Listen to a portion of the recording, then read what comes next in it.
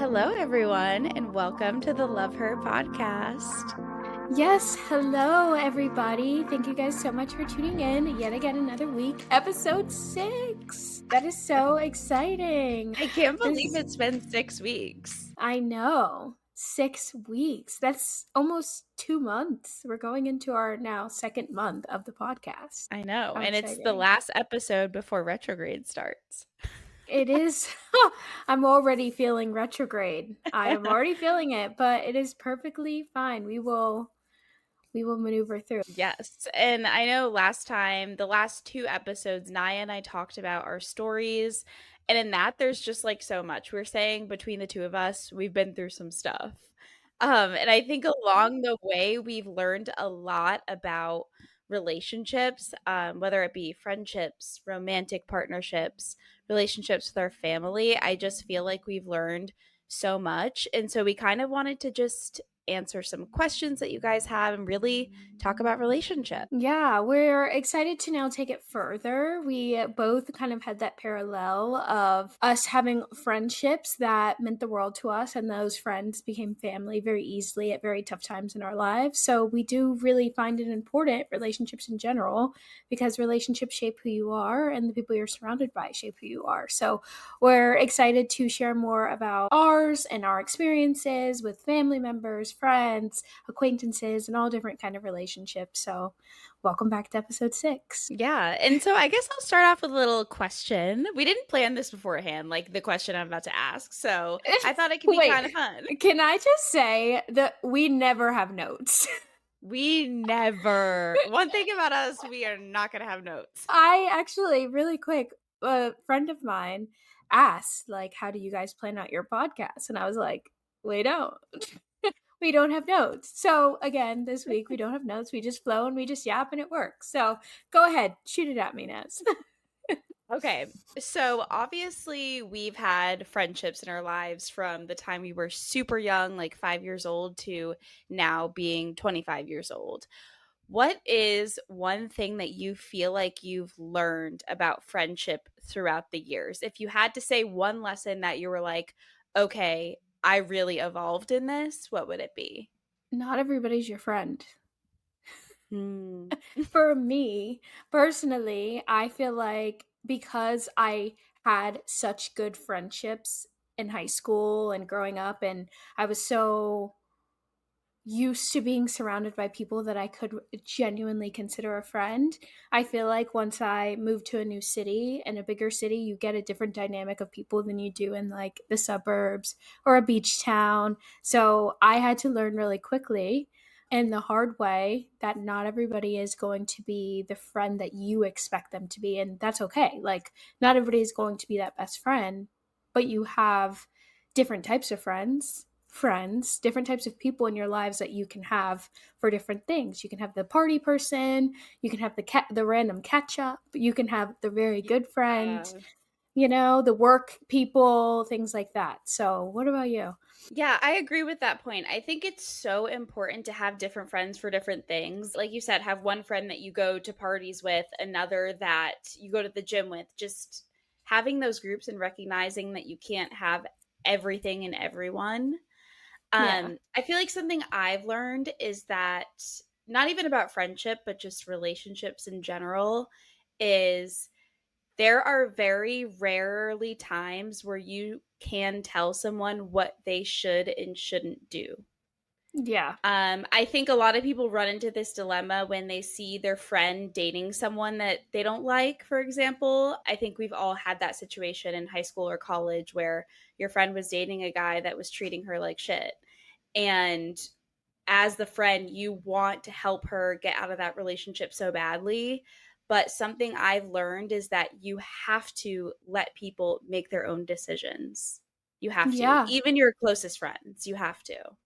Yeah, because it's a part of their experience and a part of their journey. And if you ever get to a point where you feel like that doesn't align with you, you can't stress yourself out over it. You have to sometimes distance yourself. That's another thing I've learned too in my adult life, that I once had a friend where it seemed very toxic and it didn't matter what I said or did or the advice or how much love I gave.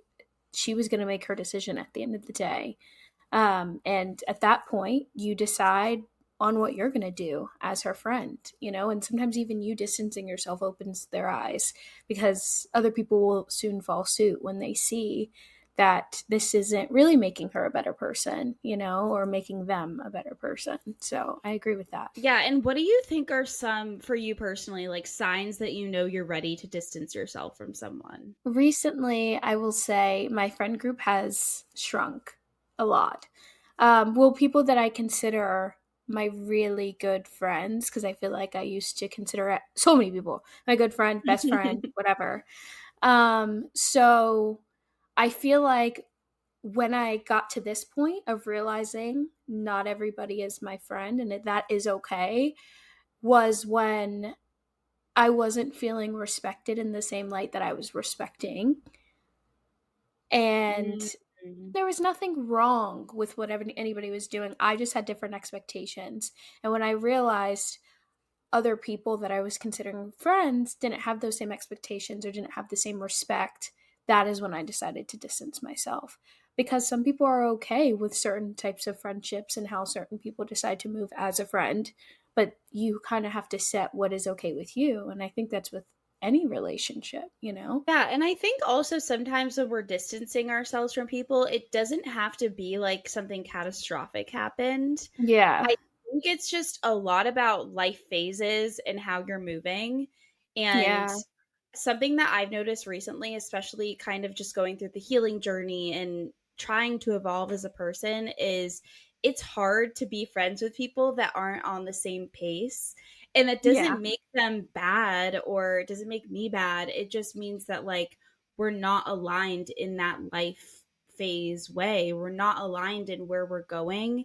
And so that is a situation where you might have to distance yourself from someone, even if there wasn't something incredibly bad that happened. Yeah, or even people that are super negative. If you are hanging around people and you feel like their energy is draining you, like if you notice after you hang out with somebody, you're always really tired, you're always really down and out, like your mood shifts, that could also be a sign that maybe that's just not your person for this time in your life to be around consistently. That could be somebody that you do go to the gym with and that be what it is, but not somebody that you would welcome into your home as somebody that's a really good friend that you confide in and you're speaking to on a daily because they're draining you. Yeah, that's the biggest sign. If you hang out with someone and you feel more drained, and that's coming from me who's an introvert. Like, people drain me a lot of the time, but if I feel exhausted after, then I'm like, okay, maybe I need to evaluate how much time I'm spending with this person.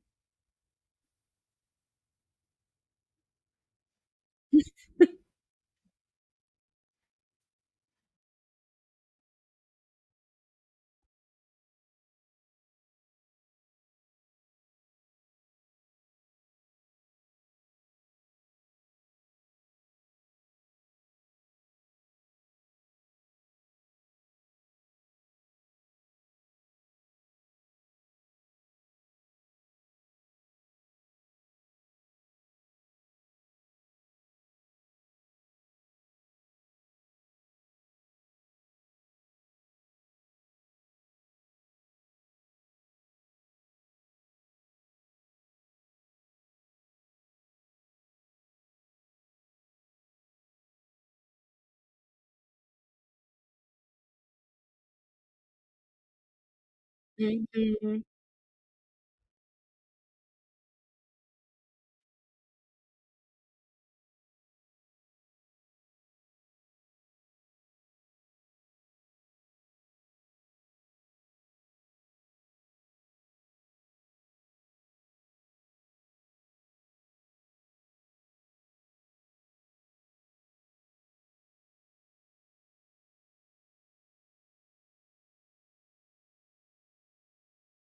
Yeah, I agree with the future point, and I think that obviously that goes with partners too. I saw a TikTok the other day that said, think about your partner and picture 20 years from now, your kid, your daughter, your son, their car breaks down and they have to call your spouse and say, "Hey, my car just broke down. Can you come pick me up?" Would your partner be that reliable person for them that would show up, no questions asked? How would your partner handle those situations with your children? And I think that that is key. You're not just picking a partner, you're picking a parent too. Yeah, and I actually it's funny that you say that. I saw something today that I sent to my friends. It says, "Hard truth. Your marriage is your child's blueprint for love, conflict, and respect. It's up to you to raise the standard." And I was like, so Mhm. true. Like, who else is setting that blueprint for your future littles, for the people that will be looking up to you? So yeah, with partners, with friendships, like now more than ever, it means so much more to me to ensure that I'm being surrounded by people that I would feel comfortable having my children around. Yeah, listen, they cannot be if my friends are teaching my kids some bad shit, no. No, you're out. Seriously. And I You're feel out. like the closer we get to our 30s, the more realistic parenthood feels, and we're shaping ourselves right now and shaping all aspects of our lives right now to be the best parents and to go into our 30s and go into this future roles together, not just with our partners, but with the people that we call friends. So it's so important that for me, it's so important that I think of that first. Yeah, and I think also that goes into making new friends too, and Yeah. kind of going from acquaintances to friends, because we've talked about this a little bit before, but it's obviously more challenging to make new friendships once you've graduated college and you're living with your partner. You're no longer surrounded by so many people that are so young, and it becomes the type of thing where you have to make the effort to make these friendships. And when Yeah. I making friends. Like I started making friends in the yoga classes I go to. And when we're crossing the line from acquaintanceship to friendship and then to best friendship, there are certain things that I am looking for in terms of like, okay, do we align energetically? Do we Yeah. align in terms of life phases and the habits that we want to have?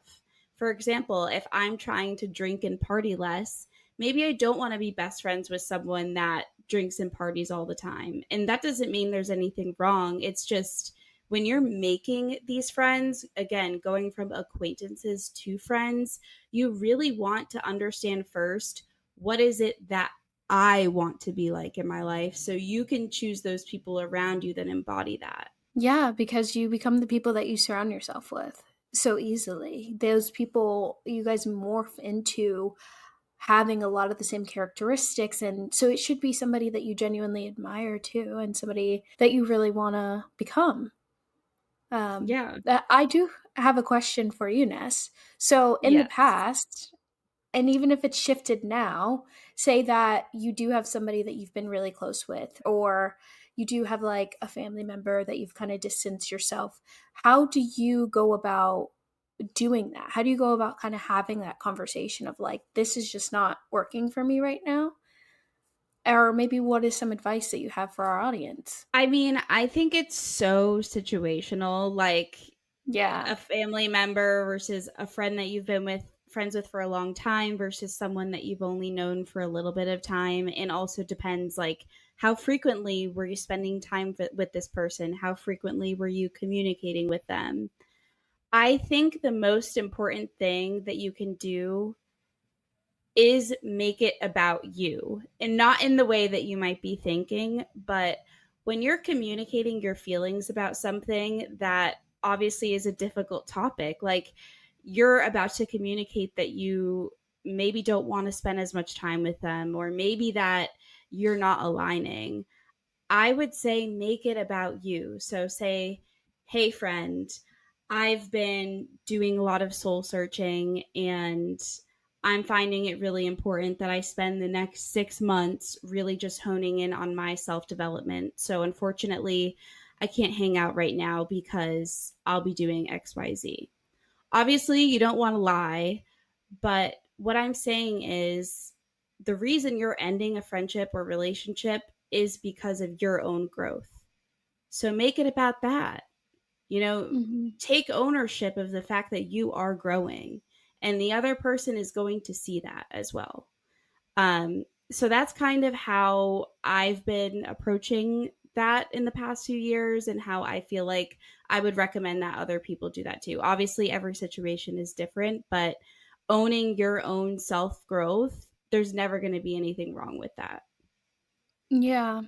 Yeah, I used to be somebody that would ghost. I hate to admit it. When it came to relationships, friendships, I just wasn't really feeling. I would just stop.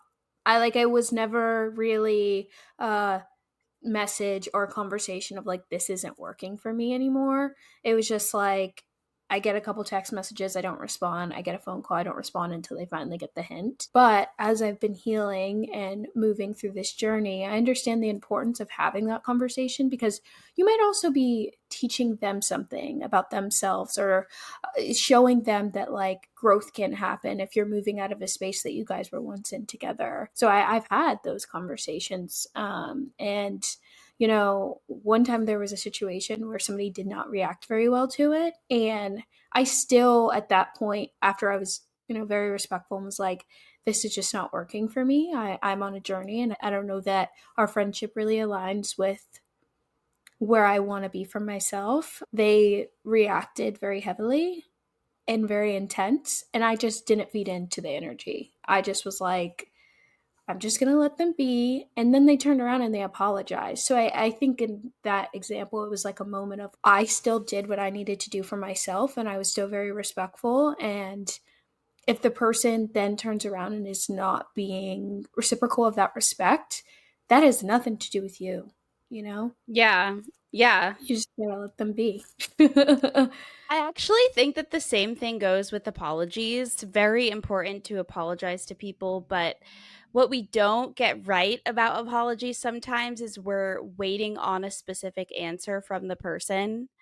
We Hmm. are giving the apology in expectation that we're going to get the it's okay in return. And the truth is, sometimes we won't.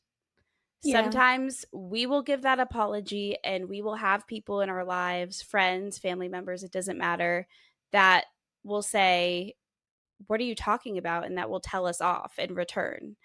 Hmm. And in the apology instance, in the instance where you're setting a boundary, remember that this is for your greater good.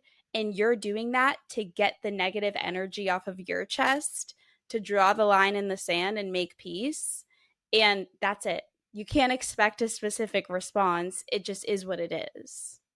Yeah, and you'll kind of feel the weight lifted off your shoulder once you do what's meant for you, what feels right. Like, I think that when you're navigating relationships, we all deep down inside know what's right for ourselves. Like, when you really take the time to think to yourself, like, I need to do what's right for me, and I need to choose the people that align with where I want to be, it feels so relieving. And in the moment, because there's just so much going back and forth, if the person doesn't react in the way that you expect, it may not feel that way, but you will see later on, wow, like months later, like I cannot even believe I fed into that, or we went through that, or, that was a whole thing. And then even then, there's always a chance that that person might come back around and give you the response that you always wanted. And not that that's something that you should look for, because you do have to move past that. But a lot of times you will see that once you're thriving and doing better and you've moved on and you've stuck true to yourself, people will be like, oh, wow. I feel like people experience that with romantic relationships a lot, where like Oh, they'll be super into someone and then it ends. And then the second that they move on, the old flames come back. And they're like, seriously? they always come back. They always come back. They always come back. I used to say that in high school all the time. It was just like my thing. I was like, they always come back. But Lord I knows feel I've like been I in. remember you saying that to me and it stuck with me. Listen, your older cousin can teach you some things. No, I'm just kidding. But I mean, we know I've had my fair share of relationships and friendships. And, although we didn't live near each other, I think you kind of saw the evolution of just like even my friendships in my adulthood, my relationships in high school and throughout my life, that I don't even want to sit here and act like this has been an easy road for me at all. Because I think because I've always been an extrovert, a people person, that like that comes with a shadow side and a positive side, as do all traits of yourself.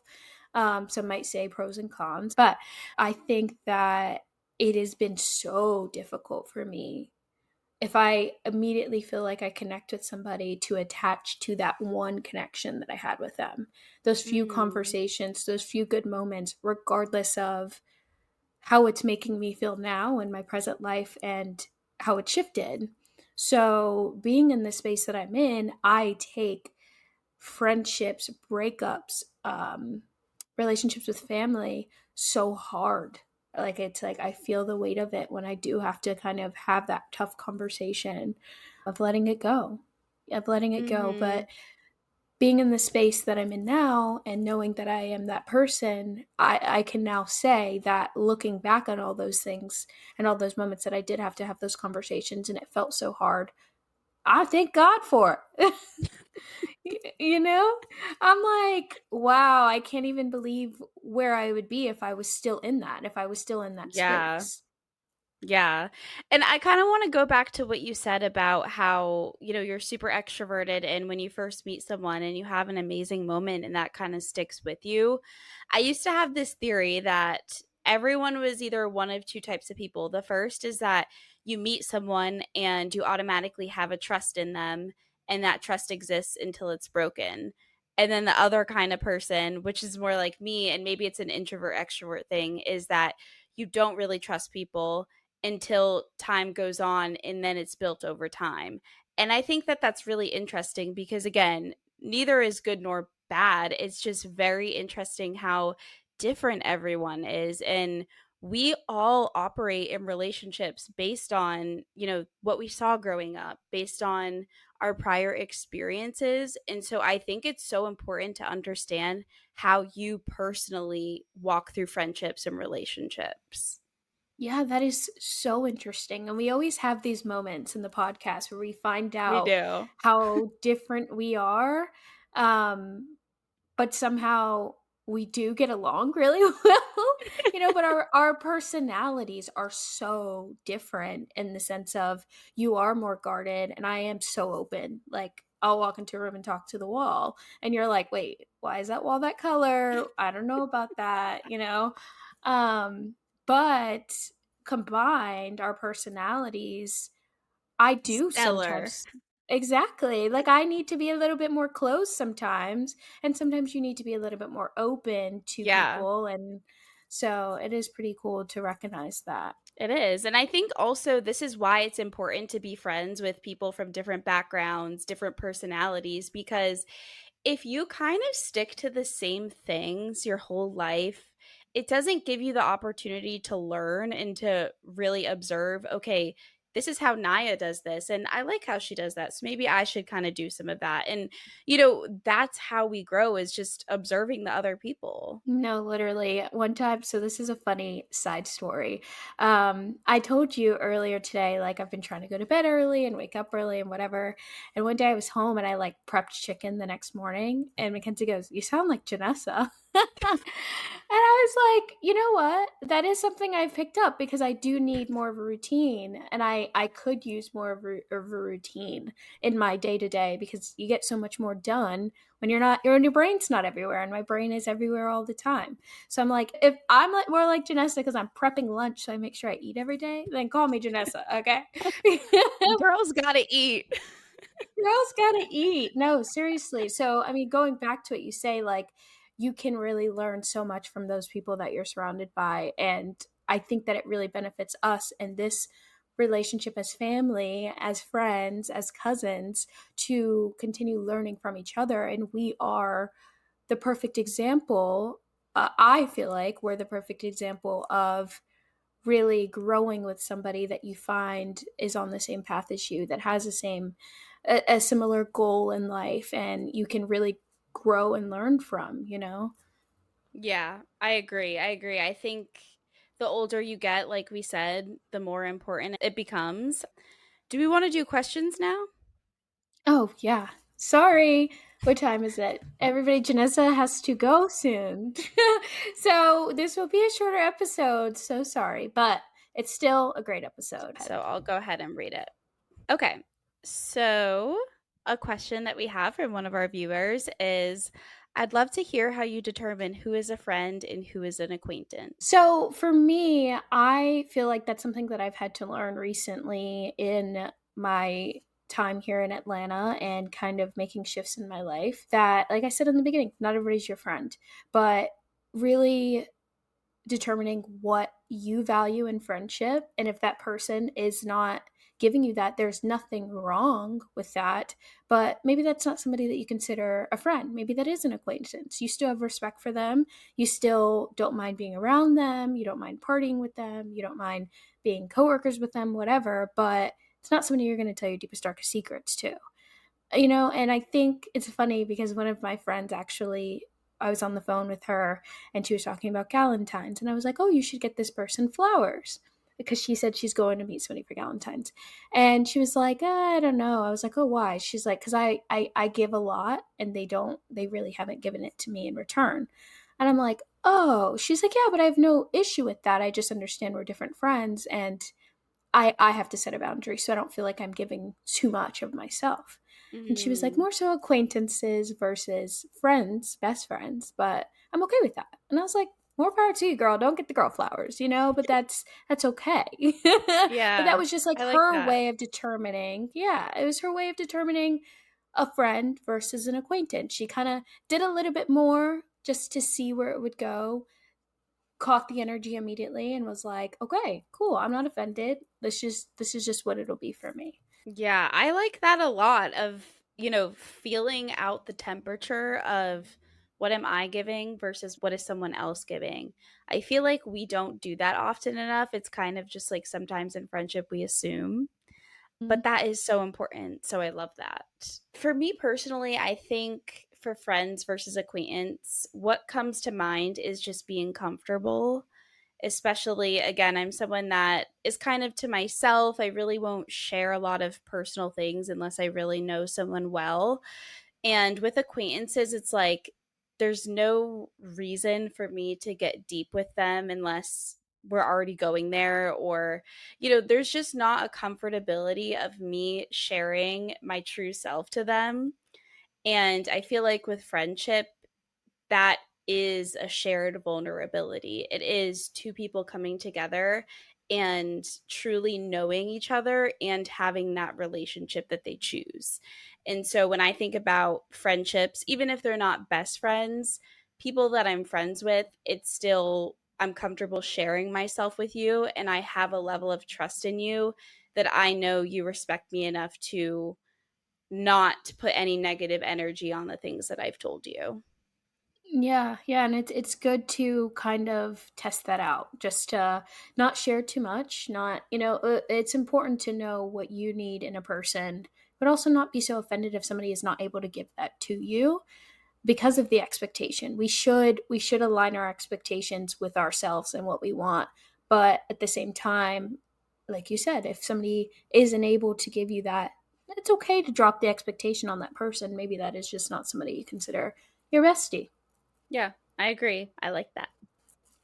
Okay, so next question that I found very fascinating was, how do you approach conflict in a relationship? Do you prefer open confrontation or do you tend to avoid it?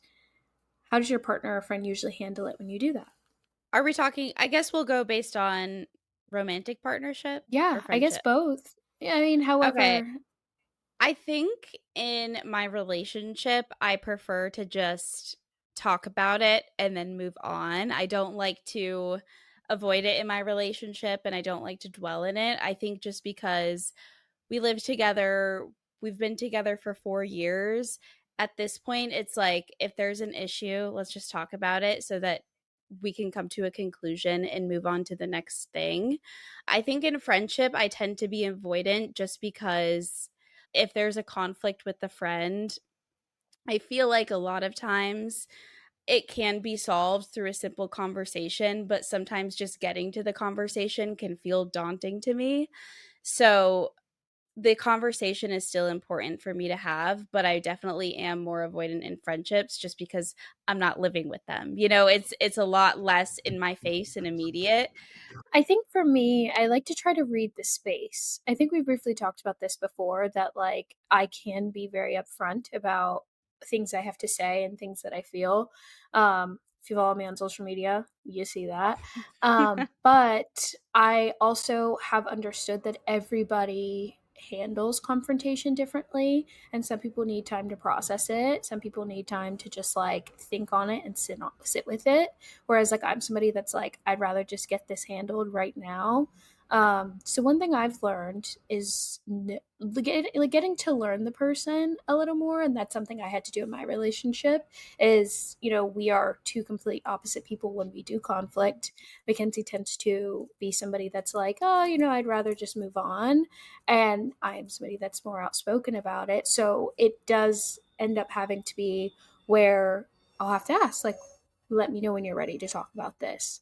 And then she has to come back around and give me a time frame. Like, I will be able to talk about this maybe in an hour because I need to sit with it. And I've learned that about friends too, is like, I can't just go and send somebody a long message about my feelings. I have to be able to be open with them and say, like, hey, there's something I really want to talk about. Let me know when you're ready, because I am so forward with my emotions all the time. So I Mhm. really just try to read the space. I do really try to be considerate of the other person in all spaces, because that's something that I've struggled with in the past. So I find more success in doing that whenever I have confrontation with people that I care about. Yeah, and I think kind of going off of that, something that I've learned about myself to monitor is, and honestly, everyone could use this, is when you're really triggered by something or upset by a certain conflict, I have to ask myself, how much am I projecting my own issues onto this situation? That's huge. I know that there's been some individuals in my life that I've received some long paragraph texts from, and that's how they kind of move through conflict. And when they tend to be very negative messages or mean or rude, I have to look at them and say how much of this is me and how much of it is projection. And sometimes it is me, but a lot of time it also is projection. And that's made me look at how I approach conflict and say, okay, let me take my own issues out of this, because that's not his to carry, that's not hers to carry, that's mine to carry. And then let me Mm-hmm. get to what I'm actually upset about when it comes to this conflict. Yeah, exactly. And that goes with learning yourself and knowing what you need from yourself and what you have to work on and the people that you're surrounded by. And I've learned to look within myself and say, okay, it's not what you did. I think that that just triggers me because A, B, C, D, you know? Yeah. Um, and that's really helped me too, because I'm not like, oh, it was you, but it's like it's really not you, but it's just what you're doing right now, and I don't know that I can handle it at the moment. And the conversation ends up being a lot lighter, because then they're like, oh, I'm so sorry, like I had no idea that that would be something that would affect you. It really is all in communication, and being better Yeah. communicators. And again, when you use I statements of like, I take accountability for this, but this situation brought up feelings for me, I think it just makes the communication aspect better because no one's on guard. Like, I'm taking ownership for the stuff that I was triggered by. And then we can all just understand that at the end of the day, we're just humans that have prior experiences and that have faced challenges beforehand. And so there are going to be future situations that remind you of those challenges. And that's natural. And we all do it. We all do it. We're all learning and we're all growing together. So have grace for the people that are also in your life. I think that's all we have to say. Always have grace for the people that you're surrounded by, the people that you're going through these things with, because we're all human at the end of the day. Yeah, and I think if you have someone in your life that is a difficult relationship, whether it's family, friends, or partners, first of all, recognize, is this healthy for me? If it Mm-hmm. is, even if it isn't, you have to kind of come to a place of compassion. And what always helps me is seeing the person as their childhood self. It doesn't matter if they're 70 or 80 years old. Visualize them as a child and remember that that child was probably hurt at some point, and that's why they probably don't always handle things in the best ways, because they were that wounded child at one point. So give them grace. Yeah. They're learning in this life too, doesn't matter how old they are, and we all have those inner child within us. Yeah, for sure. But we're not saying to stay. If it's toxic, don't No, don't don't stay if it's don't toxic. stay. Just But even if you leave for your own good, try to come to a place of compassion. And it's easier Yeah. when you see them as the child. Yes. Yeah. Well, I think you have to go, don't you? Yes, I think I have to go. We are so grateful for another episode. As always, we are so passionate about all these topics and hope that you guys just take even a little bit of knowledge from this episode today. Yeah, and hug on your loved ones because they really are the people that make you who you are. So give them grace and love them. Love you guys so much. Thank you guys for tuning in. Love Naya. Love, Janessa. Bye. Bye.